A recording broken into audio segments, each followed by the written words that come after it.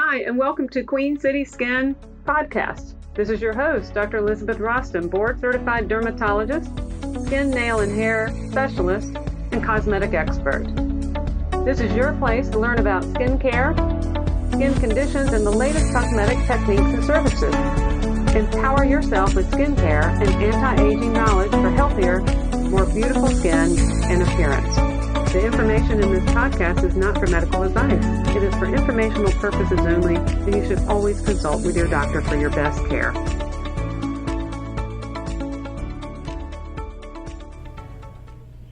Hi, everybody, and welcome to Queen City Skin Podcast.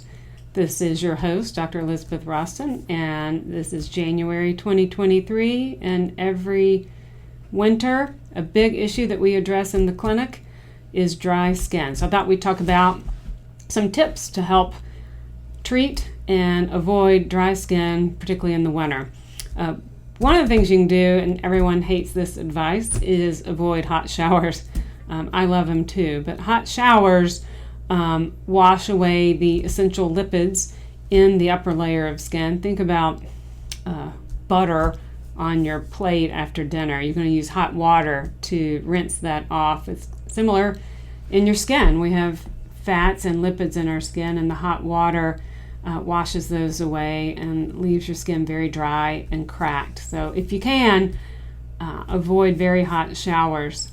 I also recommend in the shower using a very mild cleanser, and probably in the winter, one of the things you can think about is just using it in the most essential areas.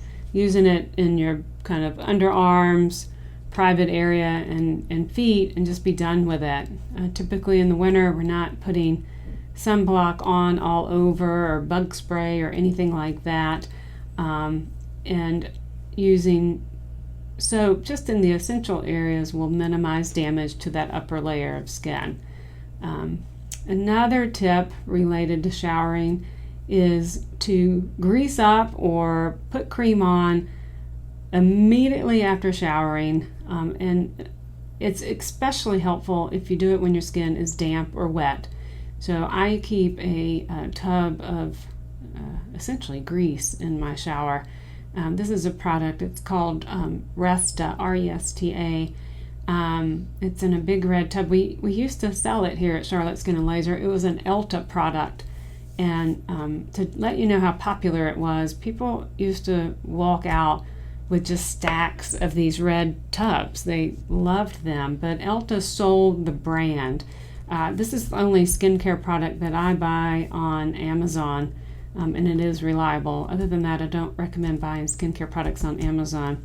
But what is Resta? It's especially formulated petrolatum, which is Vaseline, but it's thin and silky, and it is formulated to penetrate into the skin. So you can put a tub of Vaseline or Aquaphor in the shower and use that to seal in the moisture from the shower. But this Resta is just a little thinner and feels a little nicer. But the idea is this is called occlusive moisturizing. So your skin is wet, you've been in the shower or bath, and you put a coat of this on top to seal in that moisture. Particularly helpful for dry and cracked skin. The other way you can use this so-called soak and grease or soak and smear method is for your hands. And I advise my patients that have really dry hands is to kind of soak their hands or volunteer to clean up dinner and do the dishes, but while your hands are wet, take some Aquaphor or Vaseline and just rub it all around. And yes, you're greasy. What I usually do is either put on a cotton glove after that, or carry a little paper towel to open drawers and things like that, and just do the best I can.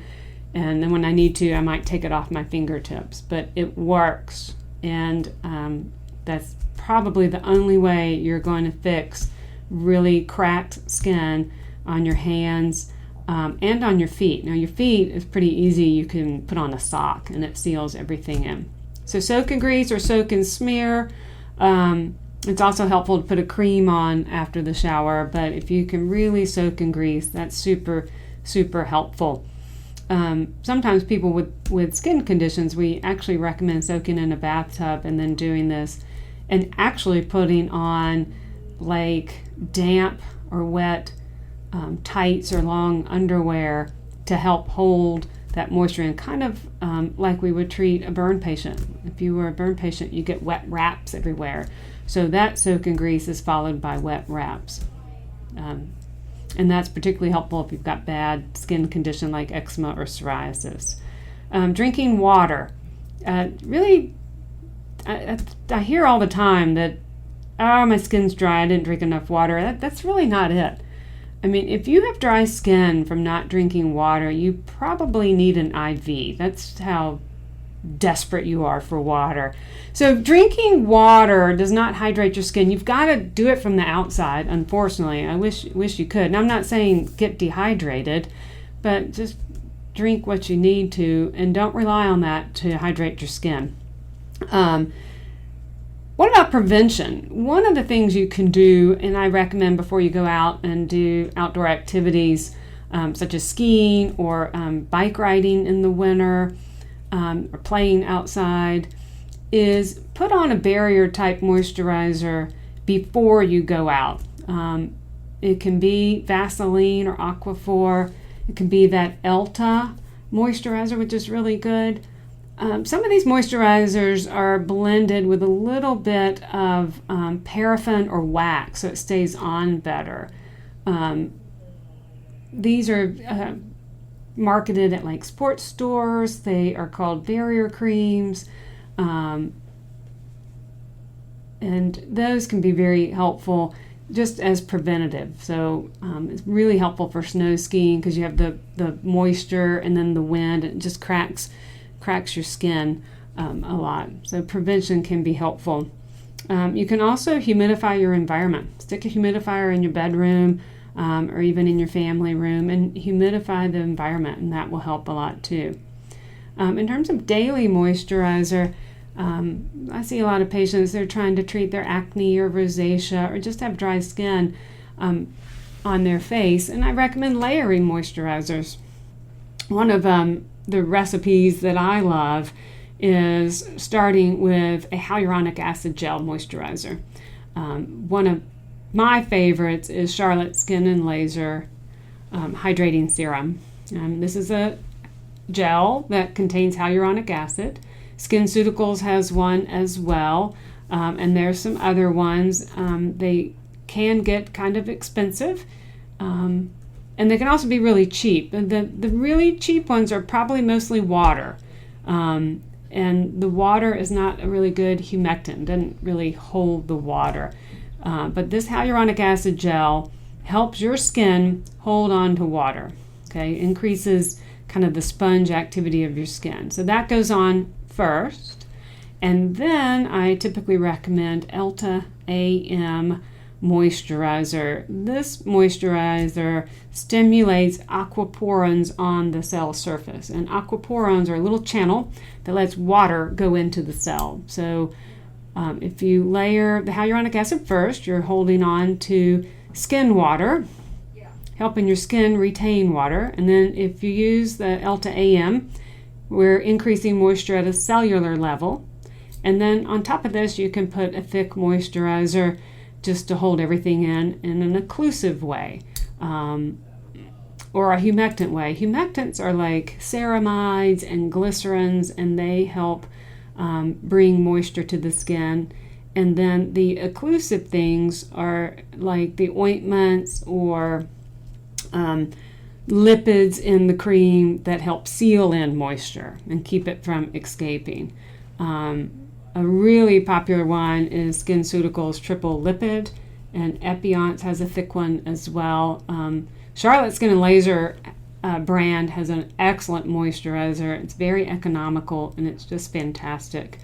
A good go-to one that's thick is DML Forte as well. We don't sell that here. You have to kind of search for it. So the layering of moisturizers is helpful from thinnest to thick, but there's science behind it because we're trying to increase the cellular moisture. We're trying to help the skin hold on to moisture, and then we're trying to use an occlusive to hold the moisture. So this is some of my favorite tips for dry skin. There's no reason anyone should suffer from dry skin. We can help you. If you're really having a problem, I encourage you to come in and talk to us about how we can help and intervene. Dry skin can also lead to rash and eczema and dermatitis, so sometimes a medical appointment is needed because the dry skin has led to a medical problem, and we can help you in that department too. So thanks for listening today to this podcast. I look forward to talking with you next time. Bye.